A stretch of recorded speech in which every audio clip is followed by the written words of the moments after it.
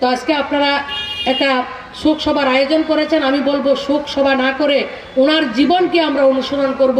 সুরুদা আমাদের প্রত্যেকের মনের মধ্যে জীবিত থাকবেন, সুরুদা কাজের মাধ্যমে জীবিত থাকবেন, সুরুদার ওনার ব্যবহারের মাধ্যমে আমাদের মধ্যে জীবিত থাকবেন।